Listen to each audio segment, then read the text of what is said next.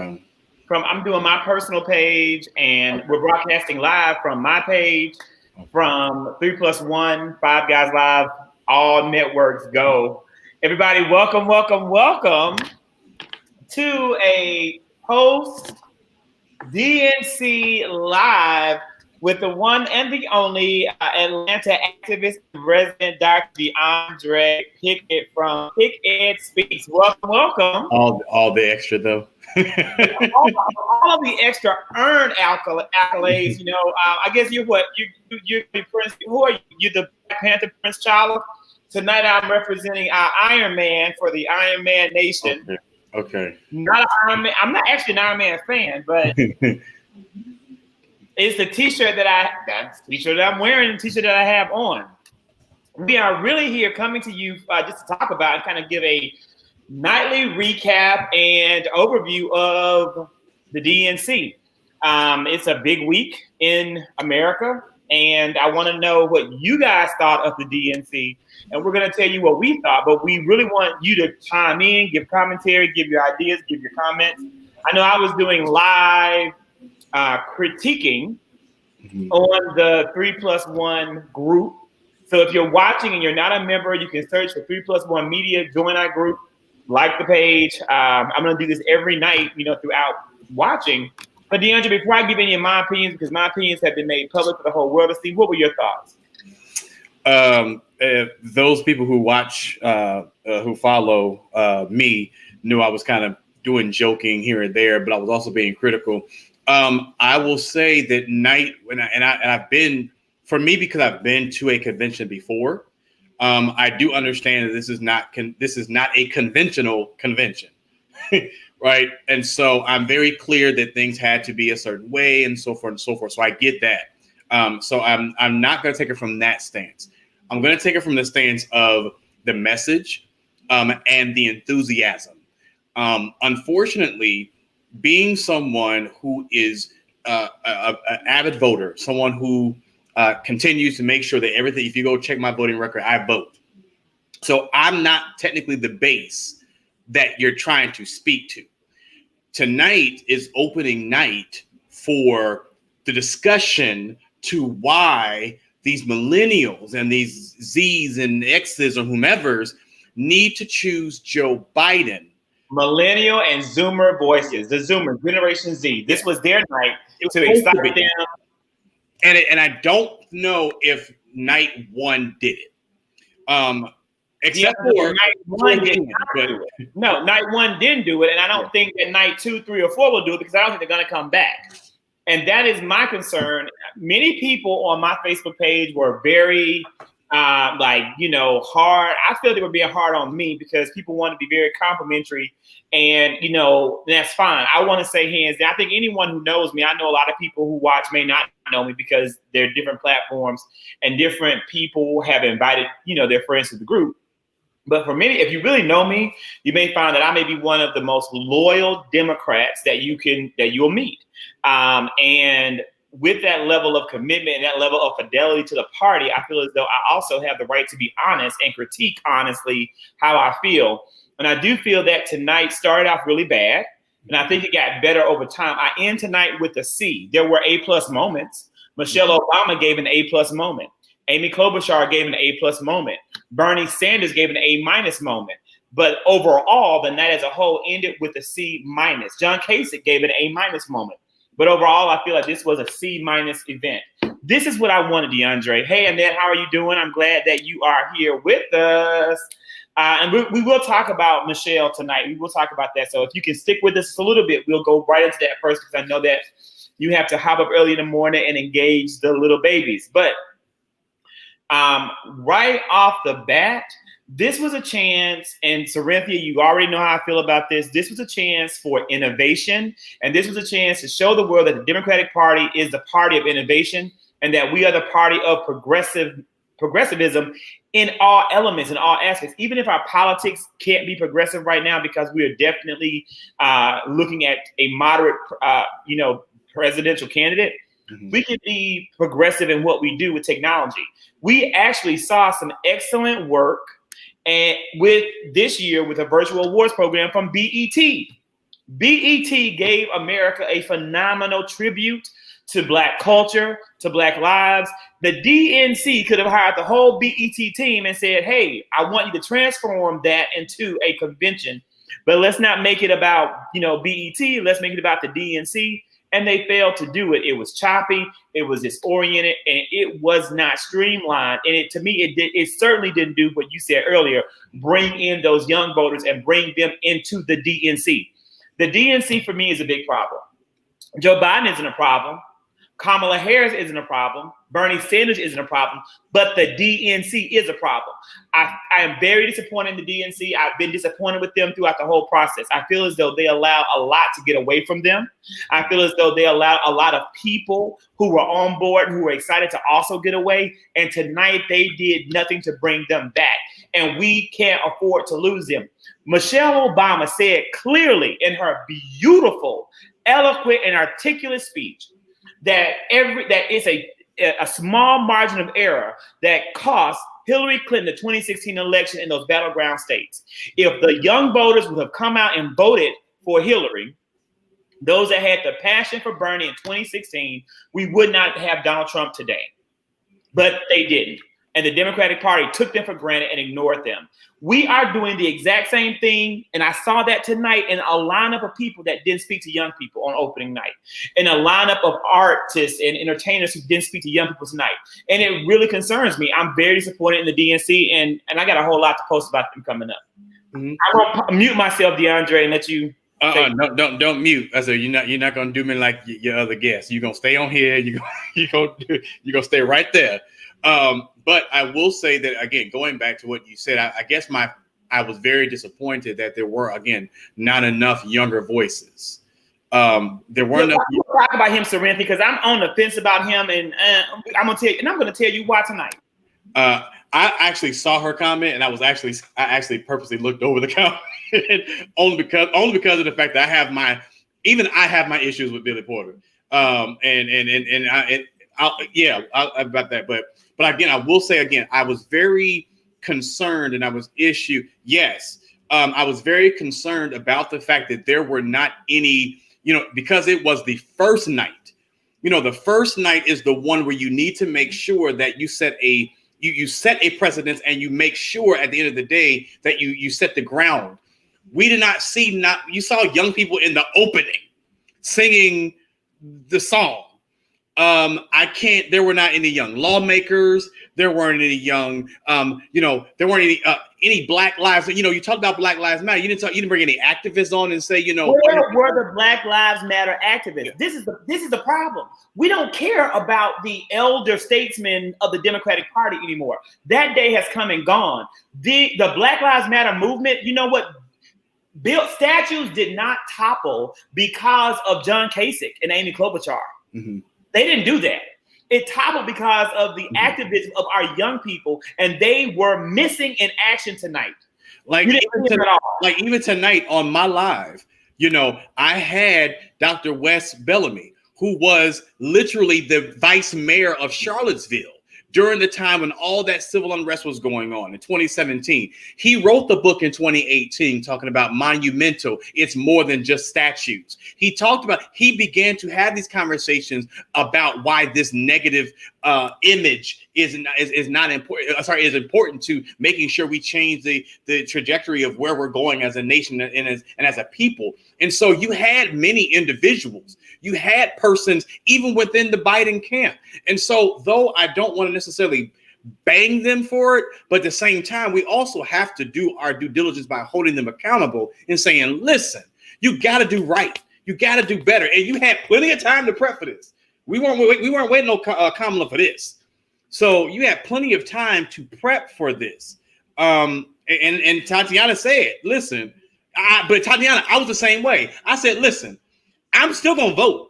How it be soever, I wasn't moved tonight. And my fear is that there were other people who were on the fence or who were, and unfortunately, you had Trump tonight. Trump was sitting there at home like, okay, it's about me. Well, he's in Minnesota. President Trump is in Minnesota right now doing speeches and countering the DNC. I don't know to what extent it's being being broadcast, because I'm not going to watch Fox News and give them any of my clicks, views, or anything else that could give them buying power in the media market. But I know that he is in a major battleground state every single day of this convention to counter the message of the DNC.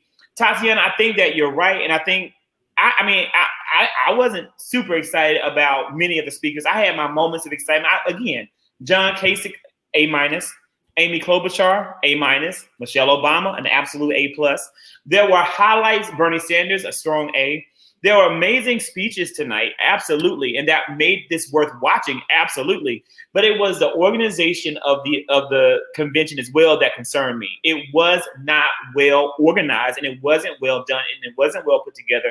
I was thankful that Eva Longoria spoke, but I was very concerned about the few number of our Latino leaders being given a voice at this year's convention. And it makes me say, have we not learned lessons from the past? We cannot marginalize any marginalized group. And I know that earlier, Corinthia said she really enjoyed Billy Porter being there. Billy Porter, and I'm going to let Deandre, I'm going to let you know, I know you also have some thoughts. It was great to see Billy Porter there. It was great to include him there. He is a phenomenal singer, and he has a tremendous amount of talent as an Emmy nominee. I don't know if he's ever won an Emmy, but I know that he most certainly is a Tony Award winner.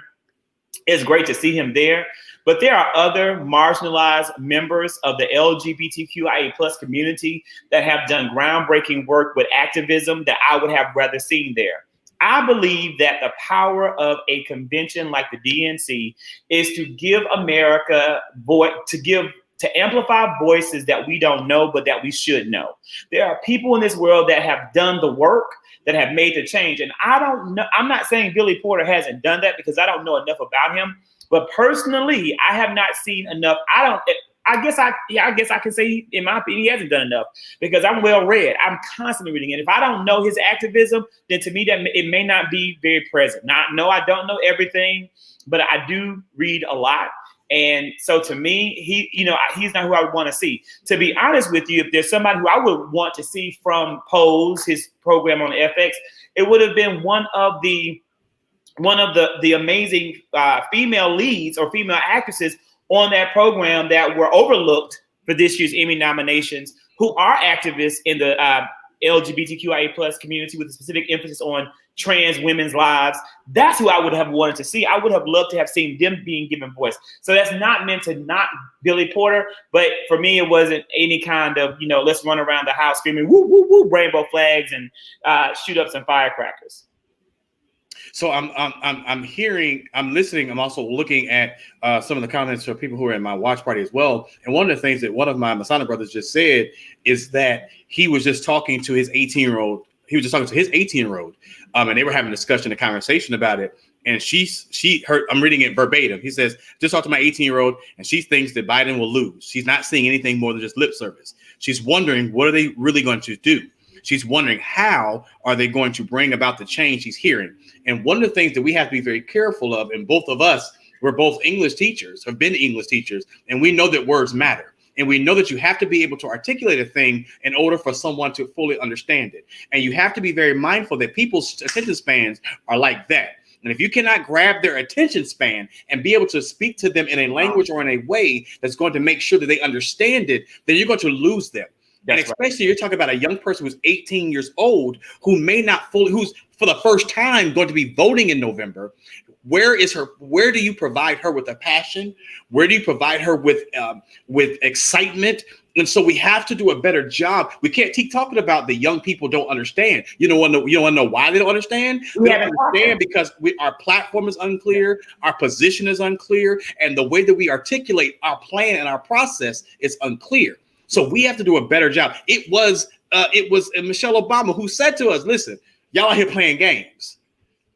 So that y'all out here playing games with candidates who don't have no chance of winning. And y'all here playing, y'all out here playing games and y'all not listening, and you're not paying attention to what is at hand. And she also said we can't be out here focusing on and wasting energy on people. At the end of the day, yes, we have to vote. But after this election, It is our responsibility, whether we're Democrat, Republican, whomever, it is our responsibility to start making sure that we're doing a better job with educating our young people, not just on the civic process, but on educating them on the process in general, and understanding, and then also letting them know that their voices do matter. But in order to do that, you have to bring them to the table. You have to make sure that they're being heard. And what we did not do tonight, and this includes the beautiful speech from, First Lady Michelle Obama, is we didn't give answers. We didn't, and that's something that politics are notorious for doing. And that's really all you got tonight. And I'm not going to post this. I'm not going to, critique this publicly to, the mass world. But I have done deep research and I've read every single page of the Joe Biden platform. And I need to know more of the how this is going to happen as opposed to this is going to happen.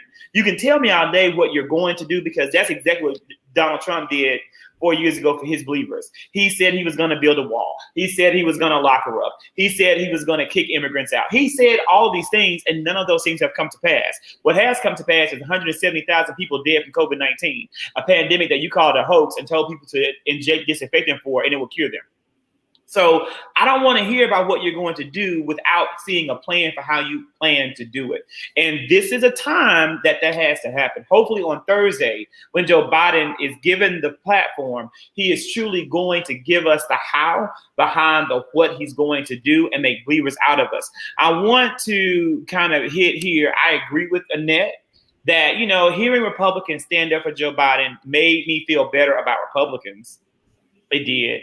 I do want to see a viable, strong Republican Party that is honest and moral and forthright, because I do believe that every American should have viable choices, that no matter who we elect for president, we should know and be able to rest comfortably that the democracy that has upheld America since its founding will still exist. And I do not feel that way with Donald Trump. I'm actually very certain that democracy will not continue under him. The man is tearing down the post office, the oldest American institution. So if you can destroy the post office with your rhetoric, your lies, and your misinformation, then there is nothing sacred in our democracy. And then when Cynthia, that was the point. Again, I think the whole entire DNC, the DNC isn't the Golden Globes. Let Billy Porter, wear that beautiful gown at the Golden Globes. This is not the Golden Globes. This is the DNC. It's for activists. It's for people that are making a difference in this world and giving a contribution to the world. We will honor Billy Porter at the Golden Globes. Maybe at the Emmys. I doubt if his performance was strong enough to win one, but maybe. But I don't want to see him tonight. And again, not enough frontline leaders. Ain't did Jack. I agree. And then Nicole comes back and said, that's right, because the history they have learned has never been focused on the political aspects of what Democrats have done with the platform stands for. And you're right. So many young people, they have they don't have a clue of our party. They don't even know of the different types of Democrats that exist. They don't know about the farm labor portion of the Democratic Party. They don't know about the progressive wing of the Democratic Party. They don't know about the work of Fannie Lou Hamer and what she brought to the table. They don't know the history. They don't know. People don't even know who Shirley Chisholm is. People don't know who Barbara Jordan is. Our young people don't know these things because whitewashed standards have taken that from them. We have to put it back. We have to bring it back. And we have to do a better job of using our platforms to educate our young people, take them under our wing and groom them. That's our work. And that's what we have to do. I agree. I have nothing from that. I agree there. So, was there for you a high? If you were to give this an overall grade, what would be the grade? Let's give it a grade tonight. What is tonight's grade for you? I told you my grade is a C-. Day one, C-, missed opportunity. It's going to be hard for this student to pull that grade up, to pull a C- up. To me, it's going to be hard to get an A at the end. And see, for me, I'm critical. And so I'm in the C range.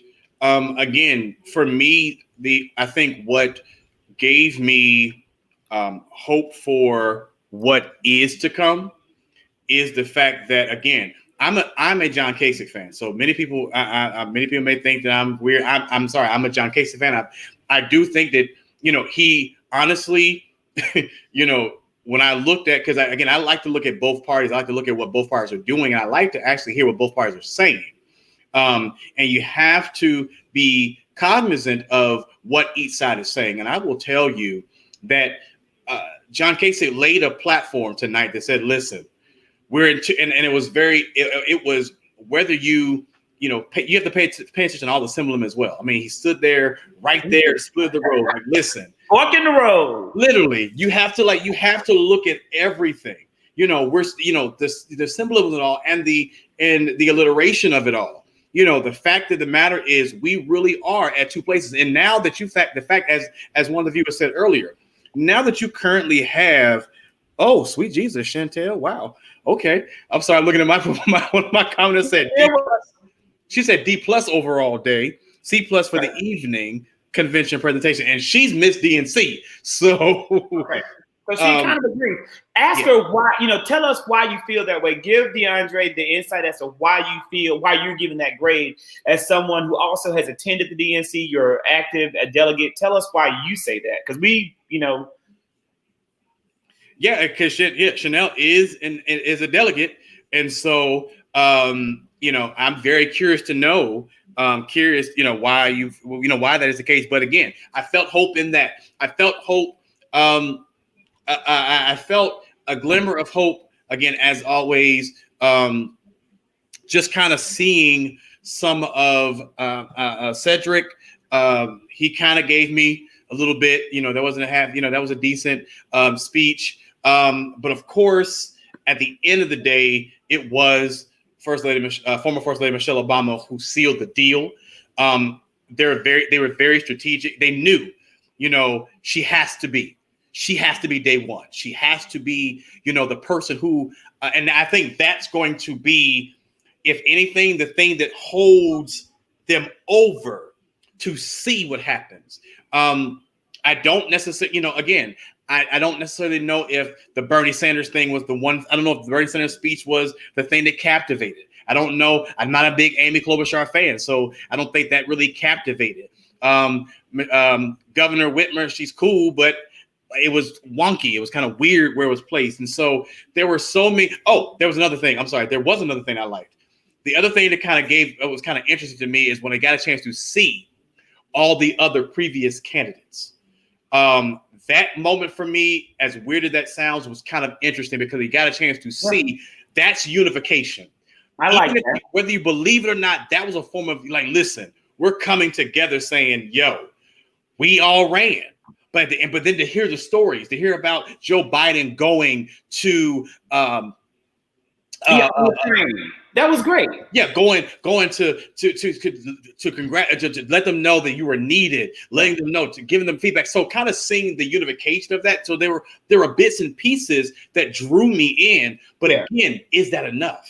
That's the Joe Biden that I think we all know. For those of us who have followed this man's career, like that's the Joe Biden that I think is very real, very genuine. I think that's what made us love him when, President Obama selected him to be the vice president. We love that. Mm-hmm. But again, with that being said, I feel like the DNC said, let's throw everything out there and get everybody we can and make everybody feel like they belong. Personally, I think they should have really targeted every single night around a target demographic, and they should have hit that demographic hard. I would have loved to have seen night one be about young people. And I would have loved maybe night two might be about your middle America voter. Maybe night two would have been a great place to put Kasich, to put Klobuchar, to put those middle American people, those leaders in Whitmer in those states right there. Maybe night three is all about the battleground states. And then night four might be the unification night where you roll out all those other candidates and let them do their speaking. It could have been better organized with better purpose instead of it just being a free for all and everybody out there. In addition, here's a prime example of the poor production of the night is when they went to all the families on their Zooms. And they were looking just as bored as most young people. Like the little girl was like the Flash. She was just like, it was. I said, that right there. That if I was a Republican strategist, that is the moment I would have on replay. I would have had my tweets ready to go. I would have blown social media up of the bored faces of the Americans that the DNC chose to show, with 72 days out until an election, where enthusiasm among Republicans and Trump supporters are at a higher rate that the enthusiasm of Democrats and Joe Biden voters, you cannot afford to have any missteps at this convention. And people should lose their jobs because of it. The chair of the DNC needs to go. It's time to go. It's time for new leadership if you can't get this right. So Chanel made it. She mentioned, she said, the caucus meetings were all recorded and they did not have any substance. Also, the caucuses missed the opportunity to engage and meet before we voted on the party platform. The night presentation did a good job of having diverse groups of speakers, but I would have preferred it. I would prefer it if each headliner was live. She said, I agree. I agree that the statements you were making, as far as the recommendations, so that's a great idea. It was definitely a missed opportunity. It was missed, and a lot of people don't want to hear that. But again, I'm faithful to the party, and I have the right to be honest in my critique. So Tatiana states here that, again, period, she wasn't moved by anybody. Oh, Michelle Obama and Bernie Sanders didn't even move Tatiana because she feels like the DNC is just out of touch. And Tatiana, I agree with you. The DNC is out of touch. In this critique, I am continuously placing the blame on the DNC because this is their job. This is their function. This is why they fundraise money. They could have given you a Beyonce level concert performance tonight. They could have given you 4 different Oscars, 4 different Grammys, 4 different BET Awards with the amount of money that they have on hand to make this happen. And they just did not do it. They didn't deliver. They could have brought in the very best movie producers, very best directors, the very best people to bring it together. They could have paid for top-notch talent, but instead we had the Yodel Girl. They didn't do any of that. You have a number of major performers who are active in politics right at this moment, from the Knowles Carter family to Taylor Swift. They would have done their part to make this a great opening night for America. And I don't even think they were probably engaged or asked to do it. The DNC failed. Did you just call her the Yodel Girl? Yeah, the Yodel Girl. Joe Biden did not fail. Kamala Harris, the Biden-Harris ticket did not fail. This is not their campaign's event.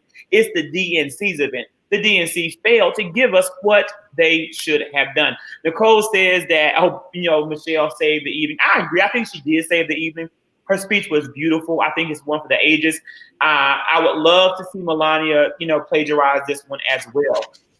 I saw the poor Melania coming down the steps with her purse, and Donald Trump, his little hand kept, his little paw kept kind of trying to, clutch her hand. I would love to see her give a good speech too. We won't probably be able to understand much of it, but I'm hoping for the best when she speaks. Yep, Nicole, you got to write the vision. You got to make it plain. And yep, they would have, those celebrities would have done it. They would have stepped up for us. And she did, I think, a great, again, Michelle Obama, an A+, John Kasich, an A-, Amy Klobuchar, an A-, Bernie Sanders, a solid A. Even with all of that, it was still a C- overall for me. And I hope, sometimes you do what you got to do. Yeah, I hear you saying, Amy, A-. I don't know if I can give her that. You don't think so? I really don't. I don't think it just wasn't captivating to me. Again, Amy, even the Latina senator from was she in Arizona? I think she lives in Arizona, but she was she was state legislator and then a prosecutor before. I didn't pay her any attention because I didn't understand why she was there. She's the first Latina to be elected into the Senate. Again, I know we want to give recognition to the rising stars of the different parties, and that's awesome. But I'm still angry that Alexandria Ocasio-Cortez has 1 minute when she has been the most vocal proponent and supporter of the progressive movement in America besides Bernie Sanders. It's going to take a whole lot for me to get over the fact that the DNC is giving her 1 minute. I really think I really blame the DNC and think they're trying to silence her. And that isn't what you can do when the voice of America is so strong for AOC. It makes me mad. So let me read this to you. Again, this is Chanel stating, I disagree with the DNC being out of touch with the progressives. The DNC is not meant to be progressive. If people and the country is moving farther left, if people and the country are moving further left. This is the call of action to get involved in the DNC so you have power to change policy, platforms, and engagement. What is currently happening is progressives are standing on the sidelines criticizing. No, that's not true. Alexandria Ocasio-Cortez isn't on the sidelines criticizing. She's in the fight. She's at the forefront of the movement, and so is her entire squad. And so are all of the young people that she's brought into the races that to mobilize our nation. She is the number one most cited figure in the Democratic Party for encouraging and motivating young people to actually run for office and win. So that's absolutely not true. You're wrong. That's not the case. But I will say that what moderates and centrists want to say. And guess what? I am one of them. Zachary Kirk is not on the progressive side of this party. I don't align to it. I'm wanting to move there. I'm trying to embrace it more. But I am truly more centrist, as older people tend to be. But I also recognize the future, and I see the future, and I see us losing continuously until we embrace the future. The Democratic Party they cannot be my mama's party, not anymore if they plan to win. Being my mama's party and electing Hillary Clinton as a candidate, the heir apparent, who I love, who I adore, who I support, who I just adore, it's not the answer. We already put Joe Biden as our nominee against the wishes of many of these progressives. If they stay home and they sit this one out, we are doomed. And it's not just the Democratic Party, it's the whole entire country. It's much bigger. For me, it's much bigger than who I want to see in office. And the DNC can't sit on their butts saying and fighting for their, it has to be our way. And the progressives need to come and join us and toe the party line. The party won't even continue to exist if we lose this election, because I know I'm done. If we don't win this election, I will no longer be able to endorse the Democratic Party, and I will have to find a new way to proceed forward with my beliefs and ideas, because the party as a whole will have failed time and time again, and I will be done with the Democratic Party. And this convention is a key indicator of why I will be done, because they don't have it together. And they ignore young people, and they ignore progressives, and they can't continue to do that and think they can be viable. And so one of the things that I always engage in, because when I hear a lot of young people, particularly Tatiana, this is not anything personal. And so I just want to make this clear. But I hear a lot of young people make this conversation about I'm a progressive. And they say we're progressive. It's not necessarily a terminology that you use to be different. It's a terminology because what people have to understand is progressives are people that, if you will, they believe in a social and political movement. They believe in a change, but they believe they represent the interest of ordinary people. And that's what progressives are. And they go beyond, and they're not necessarily fighting against the grain of what, in essence, that the political process is. It's about making sure that they continue to bring the ordinary voices into play so that they have a voice. Many people who are currently representing moderates and central, they don't necessarily always speak for the everyday worker. Hence why it's sometimes hard for them to relate. That, in essence, makes progressiveness. Progressiveness, however, doesn't make divisiveness. When you want to say, I'm going to break against everything that this establishment has. That's not being progressive. In some aspects of my life, I'm progressive in some things, but I still believe in certain orders and certain beliefs. And those young people who were actually classified as the new generation of the political process or the new faces of the Democratic Party don't necessarily fully represent me. And I'm not that old yet. I'm still within a demographic where I am still classified as potential new face or potential coming up face. And so we have to be very careful. But that's a part of the problem, DeAndre. That's a part of the problem. We are not, in the world of politics, we are not old, but we should be. We are good and grown and established. No, I'm serious. You can't say that if you can't say that. No, you can't say that if you can't say that if you can't become president until you're 35 years old. So if you can't become the part of the problem, all of that, not the presidential part, but the fact that we give young people the right to vote at 18, but we do not foster their civic engagement in the way that we should, to ensure that they care, to ensure that they vote, and to ensure that they learn. So by the time they are 35, they're able to run for those offices and do well. You can be a senator at 30. I think Joe Biden at 30. Mm-hmm. became a senator at 30. Joe Biden is a lifelong politician. He has served for the entirety of his basically his adulthood. And again, that's a part of the problem. The fact that you have a 74-year-old man and a 78-year-old man going to be the president of the United States of America, and there are no other options, that's a part of the problem. We need young people. We need that's the problem. They honor them. We have to honor it. You have to grow it. You have to understand. Joe Biden, get in line. Joe Biden wasn't the only person on that stage. There were 20-something plus other individuals who we had the option to choose. So at the end of the day, we had choices. And you know what? I also blame the DNC because we shouldn't have had 20-something choices. You should have had one. Yes, you know you should. But then here's the problem. Then we would say they were stifling, and that's a part of the job of the political process. Is that they should have sat down and narrowed down these options, and they should have vetted appropriate candidates, so that you wouldn't have had all the young candidates canceling each other out. That you wouldn't have had all the progressive voices canceling each other out, and so that the only moderate that was there is the one who gets to win. Well, you want to know what you also want to know what also helped that process? What also helped that process of possibly drawing this out was the fact that, unfortunately, and again, I'm just speaking from the sense of a political process, we also provided a space to have this, what we call a progressive come in and change the process of the Democratic Party. Because what happened was when you had the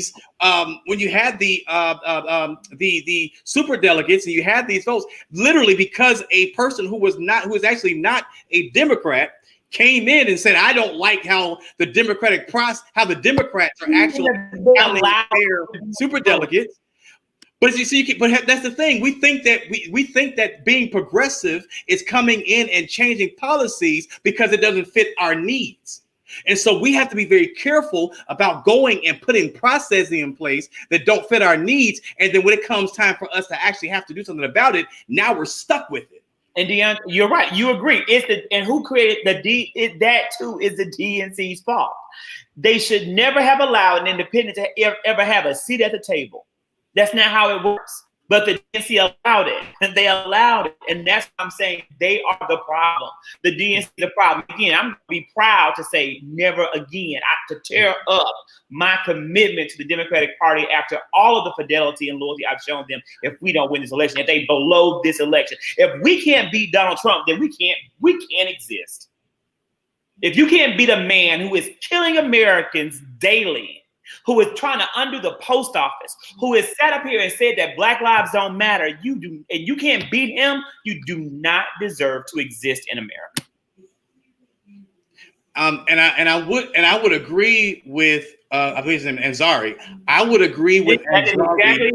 I would agree with Ansari at the point of they need to be at the forefront once we equip them with, I think, the essentials necessary to make, because I'm not going to hand over something to someone who don't know what, it's kind of like giving somebody, I'm not going to give somebody, control of my life to, come work on me. If I need open heart surgery, I'm not going to bring in somebody just because they like science, and they're going to come work on me. They like the medical field. No, I need to make sure you're equipped with the essentials necessary to handle it. So by all means, I believe we need to make sure, because again, I was one of those young people.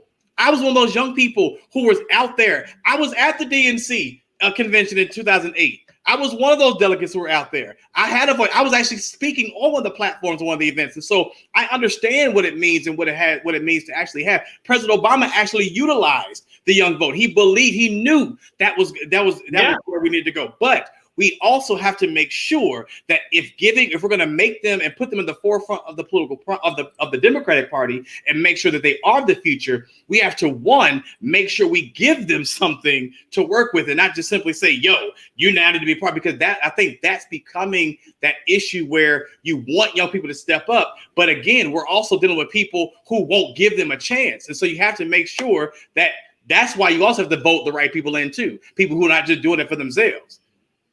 And all of that's part of the problem. You have to equip them, you have to educate them, teach them.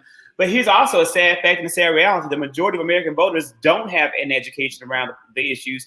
And that's why they're so successful to whatever it is that, President Trump tells them, and they believe it. That is why on the day he told people to inject disinfectant, you had a mass number of calls to poison centers across America. Wanting to see, can I drink Clorox? Will it kill me? Or can I drink it to protect myself from coronavirus?